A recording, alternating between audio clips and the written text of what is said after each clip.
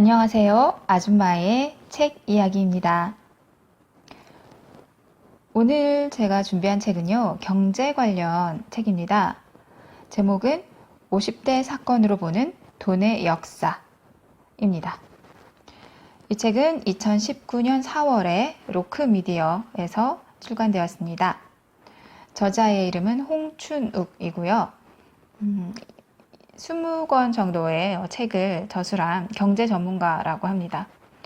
유튜브 채널도 있다고 해요. 홍춘욱의 경제 강의 노트라는 유튜브 채널도 있다고 합니다. 이미 아시는 분은 아시겠지만 저는 이분에 대해서 잘 모르고요. 이 책을 통해서 처음으로 이름을 접하게 되었습니다. 이 책을 읽게 된 계기는 전 역사 관련 책을 좋아하는데요. 근데 경제는 또 되게 약해요. 지식이 거의 전무한데 제목이 돈의 역사이고 또 50대 사건으로 살펴본대요. 그래서 이 기회에 이 역사랑 접목된 이 경제에 관해서 배워보면 어떨까? 그런 생각에서 읽어보게 되었습니다. 그리고 마침 이 책이 요즘에 굉장히 잘 팔리는 그런 베스트셀러더라고요. 제가 꼭 그래서 읽게 된 건 아니고 제가 관심 있어 하는 역사와 제가 잘 모르는 경제 이야기가 접목되어 있다는 점이 끌려서 읽어보게 되었습니다. 이 책을 저술하게 된 동기 또한 이런 거라고 해요. 홍춘욱 박사가 이 책을 저술하게 된 계기가 잠깐 나오는데요. 그 유튜브 방송을 진행하는 사람들 모임에서 왜 역사와 금융을 결합한 콘텐츠를 만들지 않느냐라는 질문을 받았대요. 그래서 그때 곰곰이 생각해 보니까 금융 관점에서 세계사의 변화를 추적한 책이 없다는 생각이 들었다고 합니다. 물론 경제 학계에 몸담고 있는 그런 전문가들이 그 주제로 많은 책을 썼겠지만 그건 그 전문가들의 세상에서 통용되는 그런 책이고 일반인의 눈높이에서 볼 수 있는 책이 참 없다 이런 생각에 이 책을 저술하게 되었다고 합니다. 그래서 저 같은 경제 문외한에게는 잘 맞는 책이었습니다.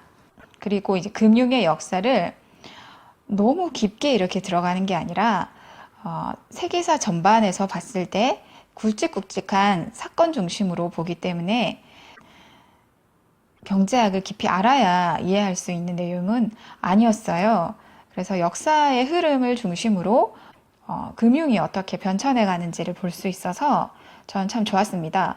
근데 그렇다고 해서 경제를 아예 모르는데 이걸 보면 재밌냐 하면 또 그런 건 아닌 것 같아요. 저 같은 경우는 경제라고 하면은 제 지식이 어디에 멈춰 있냐면 경제학 개론, 그 학교 때 교양으로 들었던 그 정도에서 딱 멈춰 있습니다.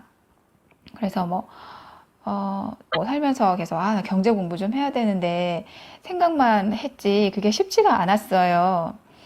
그래서 저처럼 혹시 금융과 경제에 관해서 공부를 시작하고 싶은 분들이 계시다면 그 첫 시작으로서는 굉장히 좋은 책인 것 같습니다.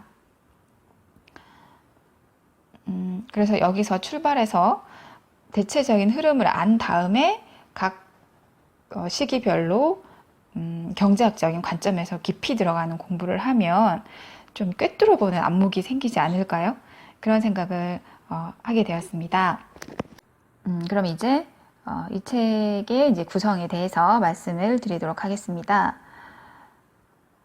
경제학적인 내용은 제가 다 이해를 하는 게 아니기 때문에 그걸 제가 설명해 드릴 수는 없고요. 이 책이 어떻게 흘러가는지 구성에 대해서는 말씀드릴 수 있을 것 같습니다. 그래서 이 책은요, 그렇게 두껍지 않고요. 그리고 안에도 보면은 도표가 많고 글 자체가 분량이 많지 않습니다. 속표지도 중간중간에 들어있고 비어있는 페이지도 있어요. 그러니까 완전히 비어있는 게 아니라 참고 문헌이 가운데를 딱 차지하고 있어서 그 페이지가 비어있다던가 이렇게 좀 설렁설렁하게 구성은 되어 있는데 워낙 제가 용어를 잘 몰라서 어떤 용어가 나오면 그걸 찾아보고 이게 뭔지 공부를 조금 하면서 넘어가야 되기 때문에 일반인 눈높이에 맞춰져 있는 책은 분명한데요. 무슨 뭐 소설 읽듯이 생각 없이 넘어가지는 않았어요. 제가 워낙 몰라서. 그렇게 뭐 분량이 많은 책은 아니지만 총 7부로 구성이 되어 있어요. 그러니까 각 부가 짤막짤막합니다. 그 부 안에서도 각 장이 또 들어있겠죠? 각 부당 장들이 뭐 5장에서 7장 정도까지 들어있고 각 부의 끝에 그 부에서 얻은 교훈도 들어있습니다. 그러면 이 한 장, 이 챕터는 분량이 어느 정도냐면은 두세 장 정도밖에 되지 않아요. 그래서 이 책 자체는 되게 깔끔하고 복잡하지 않게, 머리 복잡하지 않게 구성이 되어 있어서 읽기는 편합니다. 그래서 이제 어떻게 흘러가는지 말씀을 드리겠습니다. 1부는 금융에 관한 이제 첫 시작이 되겠죠. 1부에서 다루고 있는 내용은 나폴레옹 전쟁을 중심으로 해서 그 산업혁명을 전후한 서양 세계의 발전 과정을 살펴보고 있습니다. 중앙은행이 어떻게 출현했고 또 금융 시스템이 어떻게 발전하게 됐는지, 그 기초를 어떻게 가지게 됐는지 그걸 얘기하고 있습니다. 그 1부의 제목이 뭐냐면요. 전쟁에 이기기 위해서는 더 많은 돈이 필요하다라는 제목입니다. 그래서 첫 장이 또 제목이 뭐냐면 트라팔가르 해전에서 영국은 어떻게 승리했는가라는 내용입니다. 이 주제만 딱 보면 전쟁에서 그 영국이 힘이 셌으니까 그 배를 잘 만들어 가지고 그래서 해전에서 이겼지 이렇게만 생각할 수 있잖아요. 그런데 이거는 이제 경제적인 관점에서 경제와 관련된 관점에서 들여다봅니다. 물론 역사는 그렇지만 그 이면에 또 다른 점이 있다. 또 다른 요소가 있다. 이걸 이제 명예혁명, 1688년 영국 명예혁명을 꼽고 있는데요. 이 명예혁명은 우리가 이제 역사를 배울 때 다 배웠기 때문에 뭐 그거에 대해서는 뭐 줄줄이 제가 말씀드리진 않겠지만 이때 그때 왕이었던 제임스 2세를 내쫓고 세금 걷는 것과 관련해서 새로운 법률 같은 게 만들어졌었고, 그런데 이때 뭐가 일어나느냐면 네덜란드식 사고방식과 금융제도가 영국에 들어오게 되었다고 합니다. 그런데 이게 뭐가 대단한 거냐 하면은 이 네덜란드식 금융제도가 들어오면서 금융시장이 이제 변했겠죠. 그러면서 영국의 이제 국채 금리가 떨어졌대요. 이 저금리로 인해서 자금을 조달할 수 있게 되었고, 또 그래서 이게 영국 해군과 육군의 전력 상승으로 이어졌다고 해요. 그래서 거대한 함선도 만들 수 있었고, 뭐 실제로 화약을 사용해서 실전에 거의 가까운 훈련도 할 수 있게 되었고, 그렇게 이제 군의 전력을 상승시킨 거죠. 그래서 이때 영국군의 신화가 뭐 만들어졌다. 잠시 이 부분 보면 프랑스가 스페인 백성들을 약탈해서 식량을 보충할 때 웰링턴 공작이 이끄는 부대는 이제 영국군은 빈곤의 구렁텅이에 떨어진 스페인 사람들에게 먹을 것을 주면서 게릴라전의 늪으로 프랑스군을 끌어들일 수 있었던 것이다. 이렇게 되어 있습니다. 그래서 이게 첫 장이고요. 근데 각 장의 끄트머리가 어떤 식으로 끝나느냐 하면 이렇게요. 이 대목에서 한 가지 의문이 제기된다. 영국이 수입했다는 네덜란드 금융은 도대체 무엇인가? 다음 장에서는 세계 최초의 주식회사 이야기를 해보려 한다. 이렇게 다음 장과 이어집니다. 그래서 그 다음 장이 제2장이 제목이 뭐냐면 네덜란드에서 세계 최초의 주식회사가 출범한 이유는 입니다. 그래서 이거 참 역사책이긴 한데 금융적인 관점에서 보니까 무척 새롭더라고요. 그래서 1부 전체가 어떤 이야기가 있느냐면 이제 제가 아까 1장 말씀드렸고 2장이 이제 네덜란드에서 최초 주식회사 출범한 이유가 뭘까 이걸 살펴보고 나면 이제 3장으로 가면 이제 군대는 강하지만 경제는 허약했던 스페인 이야기로 또 넘어가고요. 이게 다 연결입니다. 4장으로 가면 이제 16세기의 물가혁명 이게 어떤 변화를 가져왔는가라는 거 그 주제로 얘기하고 또 5장으로 가면 메디치 가문부터 암스테르담 은행까지. 메디치는 이탈리아잖아요. 그러니까 암스테르담 은행이 또 설립되는 거, 그것까지. 요거는 이제 네덜란드 얘기일 거고. 그 다음에 6장으로 가면 또 메리 포핀스 이야기, 이게 들어있어요. 이거와 뱅크런 이야기. 이건 또 뭐지? 이렇게 또 궁금증이 생기고요.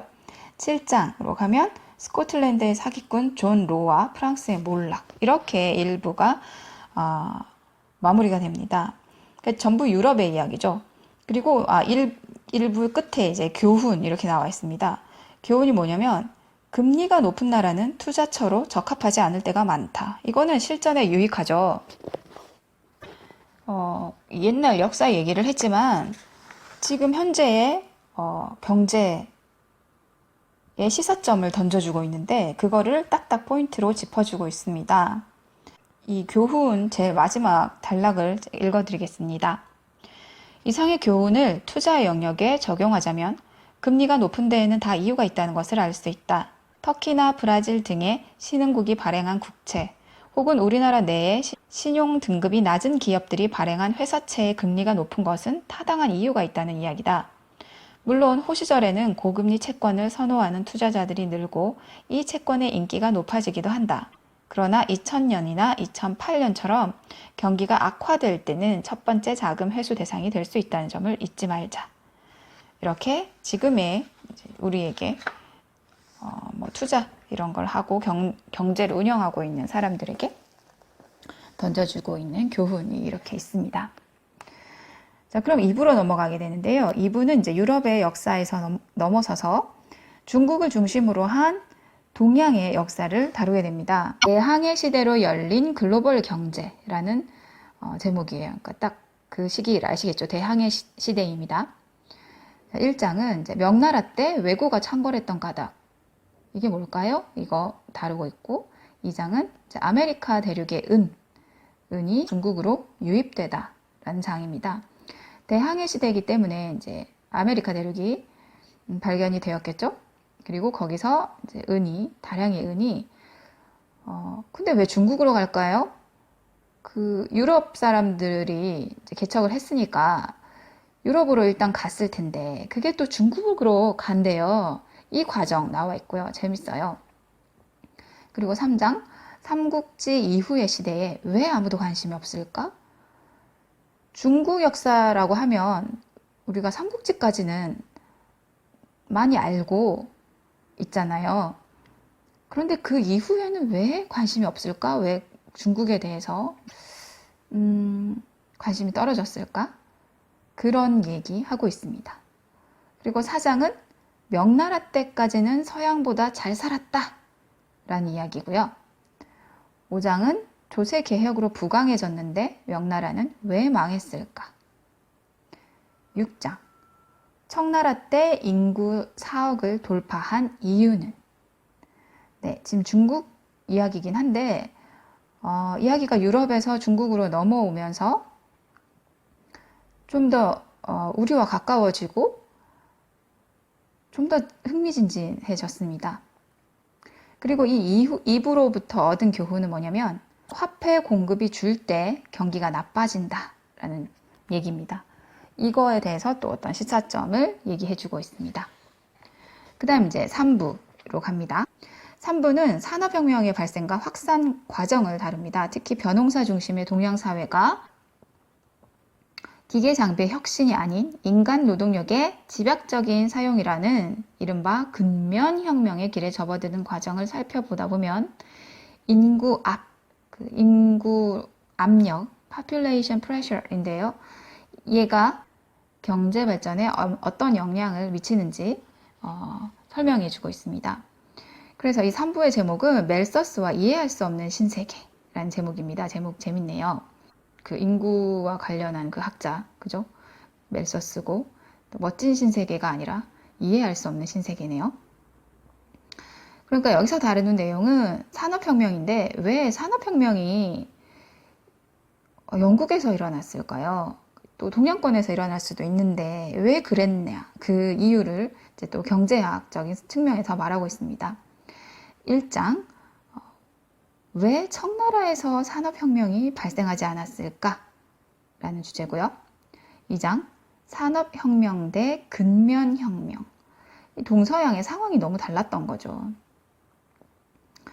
그리고 3장은 영국은 어떻게 인구 폭발을 피할 수 있었나? 그 다음 4장, 마약왕 영국. 이건 뭐 제목만 봐도 영국과 중국 간의 관계를 말하겠죠. 5장, 미국 남부는 왜 그렇게 노예제도 폐지에 강력하게 저항했을까? 이것도 뭐 알만한 얘기기는 합니다만, 그죠? 그 미국 북부 쪽은 공업이고 남부는 이제 목화 같은 그런 농업이었죠. 이것도 이제 또한 읽어보면 또 재미가 있어요.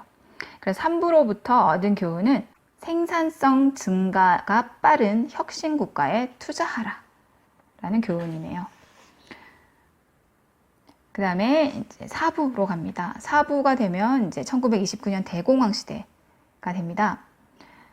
특히 금본위제에 대한 설명에 집중을 하는데요. 저는 이제 금본위제가 말만 들어봤지 잘 몰랐었기 때문에 이 부분을 읽으면서 조금 공부를 하게 됐어요. 그래서 금본위제가 어떤 것인지, 또 왜 금본위제에서는 통화 공급 확대 정책을 시행하기 힘든지, 이런 이야기가 나옵니다. 그래서 4부의 제목은 대공황, 대공황 느낌표, 이렇게 되어 있습니다. 그래서 그 첫 장, 그 시작은요, 제1차 세계대전은 왜 뜻밖의 사건이었나? 1차 세계대전 얘기를 하고 2장으로 넘어가면 그 이후에 이제 독일에서 하이퍼 인플레이션이 발생한 이유가 뭘까? 그러면 또 이어서 시대 흐름에 따라 넘어가는 거니까요. 이제 드디어 증시 대폭락, 어디죠? 1929년 미 증시 대폭락의 원인은 뭐냐? 레버리지 투자, 이거에 대해서 얘기합니다. 저 레버리지 투자 모르거든요. 이거 읽으면서 공부도 하게 됐어요. 4장, 뉴욕 연방준비은행은 왜 금리를 공격적으로 인상했나? 그래서 증시가 대폭락하니까 금리를 인상했대요. 그래서 왜 그랬지? 이 내용. 이렇게 했는데 또 왜 대공황은 왜 그렇게 길게 이어졌나? 이게 5장입니다. 그래서 또 그거에 또 답을 또 주는 그 다음 장이 이제 은행의 위기가 대공황으로 이어지다 라는 내용이고요. 이게 6장이고 7장이 이제 그 다음에 디플레이션 얘기를 해요. 디플레이션이 인플레이션보다 더 무섭다. 디플레이션이 왜 무서운가? 그 이야기. 그 다음에 8장은 독일이 어떻게 승승장구할 수 있었을까? 이런 상황 하에서 독일이 승승장구하게 된단 말이죠. 그 이유는 또 뭘까? 이게 4부고요. 이제 4부로부터 얻은 교훈은 불황이 시작될 때는 단호하게 행동하라. 이거는 좀 제목이 약간 뜬구름 잡는 거죠. 단호하게 어떻게 행동해야 되지? 그죠? 이거는 개인 차원이 아니라 국가 차원에서의 어떤 결단을 의미하는 거예요. 다소 부작용을 낳을 수 있을지라도 불황이 경제 전체에 끝없는 악순환을 유발하기 전에 과단성 있게 대응을 해야 한다. 이거는 이제 개인적인 대응이 아니겠죠. 정책적인 대응이겠죠. 그래서 이런 얘기까지 하면 이제 4부가 마무리가 됩니다. 그러면 5부로 넘어가요. 5부는 이제 70년대로 옵니다. 1971년 닉슨 쇼크를 계기로 금본위제가 무너진 이후에 세계 경제에 어떤 변화가 나타났는지를 다루게 됩니다.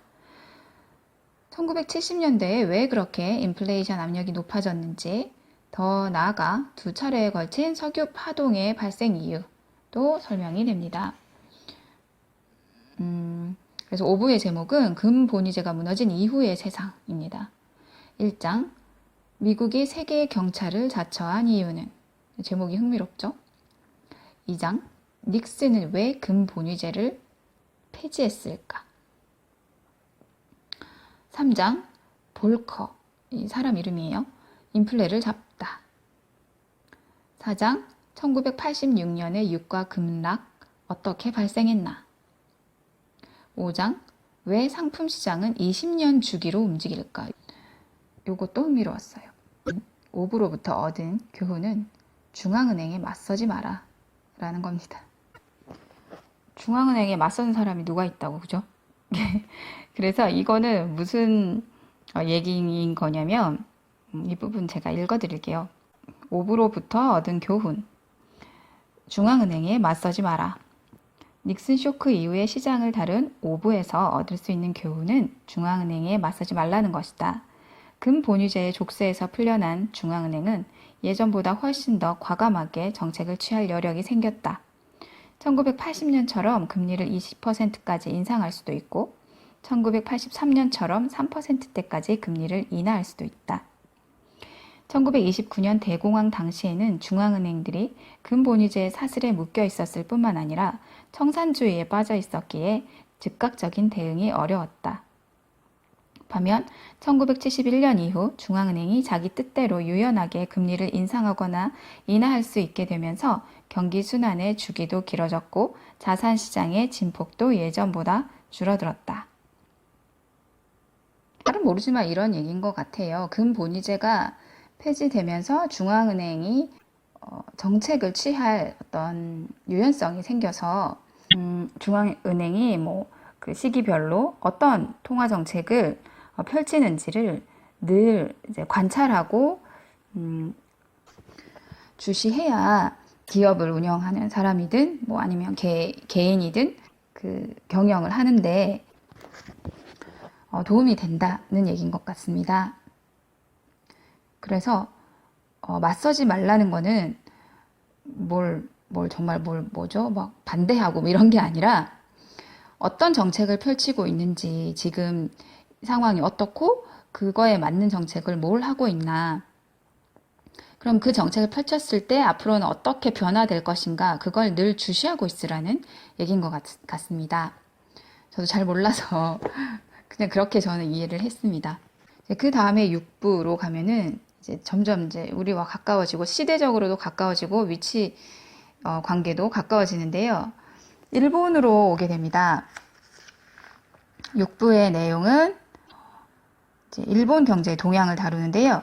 왜 엔화의 강세가 나타났고 또 이게 어떻게 역사적인 자산 버블로 연결되었는지 살펴봅니다. 일본에서 한때 그 버블 경제가 형성이 되었다가 확 꺼졌던 그 사건은 굉장히 유명하잖아요. 저같이 문외 아닌 사람도 그 시기를 알고 있을 정도니까.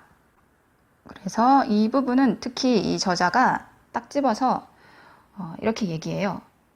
특히 어떨 때 자산 가격에 거품이 형성되는지 판단할 근거를 제공하니 재테크에 관심이 많은 독자들은 집중해 읽어볼 필요가 있을 것이다 라고 말하고 있습니다. 이제 6부 일본 경제는 어떻게 무너졌나 라는 주제고요. 1장 플라자 합의는 어떻게 벌어졌나, 이거는 이제 미국과 일본 간의 합의, 어떤 경제적 합의인데요. 그렇게 해서 2장으로 가면 미국 경제 여파가 일본에 영향을 미치는 그 과정을 보여줍니다. 2장 미국 블랙 먼데이, 일본 자산 가격의 버블을 촉발하다. 자, 이렇게 버블이 시작이 돼요. 그러면 이제 3장 일본 주식시장 얼마나 비쌌나, 이제 본격적으로 버블이 시작됩니다. 그 다음에 4장 일본 부동산 시장은 갈라파고스, 또 부동산 시장이 막 비싸게 올라가다가 붕괴가 되겠죠. 이제 5장 자산 가격 버블이 붕괴될 때 불황이 출현하는 이유는 입니다. 그 다음에 6장 자산 가격 하락이 장기 불황으로 이어진 이유는 이고요. 그 다음에 7장 일본 중앙은행은 왜 금리 인하를 미뤘나. 여기까지가 이제 6부의 내용이고 6부로부터 얻은 교훈은 이렇습니다. 버블이 붕괴될 때는 과하다 싶을 정도로 돈을 풀어야 한다. 이 부분도 읽어드리겠습니다. 6부의 분석을 통해 얻은 교훈은 분명하다. 일단 경기가 디플레의 늪에 빠지게 되면 그 나라는 매우 긴 시간 동안 어려움을 겪을 가능성이 높다는 점이다. 이를 가장 잘 보여주는 사례가 바로 유럽이다. 2008년 글로벌 금융위기 발생 이후 유럽 경제는 내내 부진의 늪에서 벗어나지 못하고 있는데 가장 큰 원인이 바로 유럽 중앙은행의 실책에 있다. 여기서 또 중간 생략하고 결론 부분으로 가면은요. 또 읽어보겠습니다. 금리를 인하하고 대규모 양적 완화를 단행함으로써 급박한 위기를 벗어나긴 했지만 현재에도 유럽 경제는 다른 선진국에 비해 성장 탄력이 낮다. 물론 2011년 봄에 단행된 두 차례의 금리 인상이 이 모든 문제를 유발한 단일 원인은 아닐 것이다. 유로화 시스템 자체가 가지고 있는 한계, 그리고 1923년 하이퍼 인플레의 트라우마에서 벗어나지 못한 독일의 인플레에 대한 혐오 등이 복합적으로 영향을 미쳤다. 그러나 중앙은행만이라도 남유럽 국가의 금융 시스템이 건전해질 때까지 금리 인상을 미뤘다면 지금 유럽 경제는 훨씬 나은 모습을 보이고 있을 것이라 생각된다. 이렇게 끝맺고 있는데요. 금리 인상이 아니라 돈을 오히려 풀어써야 한다라는 내용입니다. 자, 그래서 드디어 이제 이 책의 끝부분, 마지막 부분 7부는요, 이제 우리나라 이야기로 옵니다. 이제 해방 이후로부터 시작해서, 그때 이제 토지 개혁이 있었죠. 미 군정 하에서. 그때로부터 시작해서 이제 1950년대 후반부터 시작된 수출 제조업의 발전 과정, 그 다음에 이제 97년 외환위기 발생 과정, 여기를 다루고, 그리고 외환위기 이후 우리 경제가 어떤 변화를 겪었는지 또 이해할 수 있는 그런 기초를 제공을 하고 있고요. 그리고 뭐 들으셨는지 모르겠지만 요즘에 우리나라 경제가 너무 안 좋아서 97년 IMF 때 저리 가라 할 정도로 엄청나게 뭐 망할지도 모른다. 뭐 그런 얘기 들어보셨나요? 저는 꽤 듣긴 들었어요. 근데 지금 이 책의 마지막 부분에 있는 이 우리나라 얘기를 읽다 보면 그때랑 지금이랑은 좀 상황이 많이 다르다는 얘기를 하고 있어서 국가 경제 파산이라는 게 그렇게 쉽게 일어나는 일은 아니겠구나 그런 생각이 들더라고요. 뭐 어쨌든 전 잘 모릅니다. 그래서 7부 우리나라 이야기 여기 이제 어떤 사건들이 있는지 말씀드릴게요. 7부 1997년 우리나라는 왜? 라는 제목이 있고요. 자, 1장 이제 우리나라의 발전 과정을 다룹니다. 지난 50년 동안 우리나라는 어떤 성취를 기록했나? 농업 위주의 국가에서 이제 수출 제조업을 해서 이제 IT까지 쭉 가는 거죠. 2장 토지 개혁 번영의 초석을 놓다. 3장 우리나라는 어떻게 수출 제조업을 육성했을까? 4장 미국에서 만드는 것보다 우리나라에서 생산하는 게 더 싸다고? 5장 우리나라는 왜 외환위기의 수렁에 빠졌나? 6장 외환위기 이후 어떤 변화가 나타났나? 7장 대규모 경상수지 흑자가 나타난 이유는? 그래서 마지막 7부로부터 얻은 교훈은 건전 재정에 대한 집착을 버려라. 이 부분에서 그 97년과 지금이 다른 이유를 살짝 얘기를 하고 있는데요.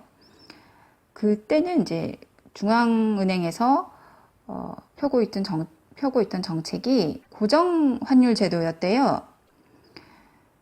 그런데 지금은 자유 변동 환율이기 때문에 금리 자유화가 이루어져서